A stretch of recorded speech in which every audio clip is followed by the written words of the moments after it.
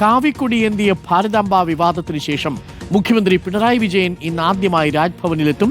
രാജ്ഭവനിലെ in-house ജേർണലായ രാജഹംസിന്റെ പ്രകാശന ചടങ്ങിലാണ് മുഖ്യമന്ത്രി പങ്കെടുക്കുക. പ്രധാനപ്പെട്ട ചോദ്യം, രാജ്ഭവൻ ഓഡിറ്റോറിയത്തിൽ നടക്കുന്ന ചടങ്ങിൽ ഭാരതാംബ ചിത്രം ഉണ്ടാകുമോ എന്നാണ്. എന്നാൽ ആ ചിത്രം ഉണ്ടാകില്ലെന്ന് ഗവർണറുടെ ഓഫീസിൽ നിന്ന് ഉറപ്പ് നൽകിയിട്ടുണ്ട്.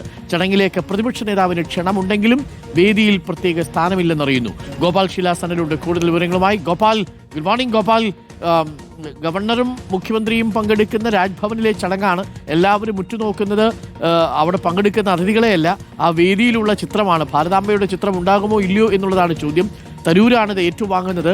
പ്രതിപക്ഷ നേതാവിന് വേദിയിൽ ക്ഷണമില്ലെന്നറിയുന്നു. പ്രതിപക്ഷ നേതാവ് പരിപാടിയിൽ പങ്കെടുക്കുമോ? ഭാരതാംബ ചിത്രം ഉണ്ടാകുമോ വേദിയിൽ?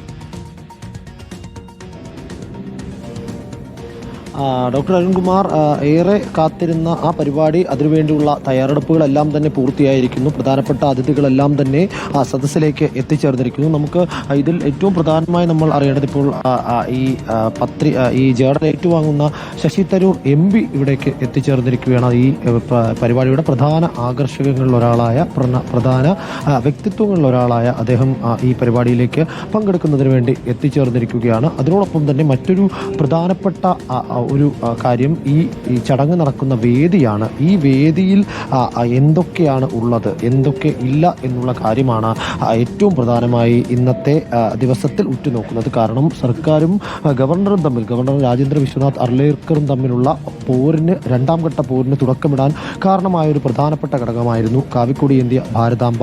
ഇതിനു മുൻപ് രാജ്ഭവനിൽ മന്ത്രിമാർ പങ്കെടുത്ത 2 ചടങ്ങുകളിൽ ഈ കാവിക്കൊടിയേന്തിയ ഭാരതാംബയുടെ ചിത്രമുണ്ടായിരുന്നു. അത് അവിടെ ഇരിക്കുന്നത് സൂചിപ്പിച്ചുകൊണ്ട് മന്ത്രി P. പ്രസാദും രണ്ടാമത്തെ പരിപാടിയിൽ നിന്ന് V. ശിവൻകുട്ടിയും ഇറങ്ങിപ്പോയിരുന്നു. പിന്നീട് അത് സർക്കാർ ഗവർണർ പോര്, മുഖ്യമന്ത്രിയും ഗവർണറും തമ്മിലുള്ള പോര് എന്ന തരത്തിലേക്കൊക്കെ വ്യാഖ്യാനിക്കപ്പെടുകയും വലിയ തരത്തിലേക്ക് തർക്കങ്ങളിലേക്ക് കാര്യങ്ങൾ പോവുകയും ചെയ്തു. അതിനുശേഷം ഒടുവിലാണ് ഇന്നിപ്പോൾ രാജ്ഭവൻ പുറത്തിറക്കുന്ന ത്രൈമാസികയായിട്ടുള്ള രാജഹംസം എന്ന ജേർണലിന്റെ പ്രകാശനം ഇവിടെ നടക്കുന്നത്. അതിനുവേണ്ടി മുഖ്യമന്ത്രിയെ ക്ഷണിച്ചിരുന്നു. മുഖ്യമന്ത്രി ക്ഷണിച്ചപ്പോൾ ആദ്യം മുഖ്യമന്ത്രിയുടെ ഓഫീസ് ആവശ്യപ്പെട്ടത് ഇത്തരത്തിൽ ഈ ചിത്രം അവിടെ ഉണ്ടാകാൻ പാടില്ല, അതുണ്ടെങ്കിൽ മുഖ്യമന്ത്രി പങ്കെടുക്കുകയില്ല എന്നുള്ളതാണ്. അതുകൊണ്ട് തന്നെ മുഖ്യമന്ത്രിയുടെ ആവശ്യത്തിന് വിധേയപ്പെട്ട്, അല്ലെങ്കിൽ വഴങ്ങി ഇപ്പോൾ ഈ പരിപാടിയിൽ നിന്ന് ഇത്തരത്തിൽ ഭാരതാംബയുടെ ചിത്രം ഒഴിവാക്കിയിരിക്കുകയാണ്.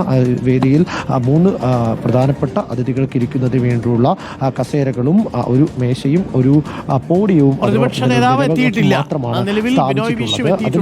മാത്രമാണ്. പാളയം ഇമാമുണ്ട്. പ്രേക്ഷകർക്ക് കാണാം ദൃശ്യങ്ങളിൽ. ശശി തരൂര് ചടങ്ങിന് എത്തിയിട്ടുണ്ട്. കേരള ഗവർണർ കേരള VC മോഹൻ കുന്നുമേലും ആ വേദിയിൽ എത്തിയിട്ടുണ്ട്. ഭാരതാംബയുടെ ചിത്രം രാജ്ഭവനിൽ നടക്കുന്ന ചടങ്ങിലില്ല എന്നതും ഏറെ ശ്രദ്ധേയമായ കാര്യമാണ്. ഒരുപക്ഷെ നാളുകൾക്ക് ശേഷമായിരിക്കും ഭാരതാംബയുടെ ചിത്രമില്ലാതെ രാജ്ഭവനിൽ ഒരു പൊതുപരിപാടി നടക്കുന്നത്. ബാക്കി എല്ലാ പരിപാടികളിലും ഭാരതാംബയുടെ ചിത്രം അവിടെ ഗവർണർ പ്ലേസ് ചെയ്തിട്ടുണ്ടായിരുന്നു. ഭാരതാംബയുടെ ചിത്രം വെച്ചാൽ താൻ വരില്ല എന്നൊരു പക്ഷേ മുഖ്യമന്ത്രി അറിയിച്ചതിൻ്റെ കൂടി പശ്ചാത്തലത്തിലായിരിക്കാം ഭാരതാംബയുടെ വിവാദമായ ആ ചിത്രം രാജ്ഭവൻ തന്നെ ഇപ്പോൾ മാറ്റിയിട്ടുണ്ട്. ആ ചടങ്ങിൽ പങ്കെടുക്കാനായി മുഖ്യമന്ത്രി അല്പസമയത്തിനുള്ളിൽ എത്തും. പ്രതിപക്ഷ നേതാവ് ചടങ്ങിൽ എത്തുമോ എന്ന് നമുക്ക് നിശ്ചയമില്ല. നിലവിലുള്ള സാഹചര്യത്തിൽ പ്രതിപക്ഷ നേതാവ് അവിടെ എത്തിച്ചേർന്നിട്ടില്ല. ആ ദൃശ്യങ്ങളാണ് പ്രേക്ഷകർ ഇപ്പോൾ കണ്ടത്.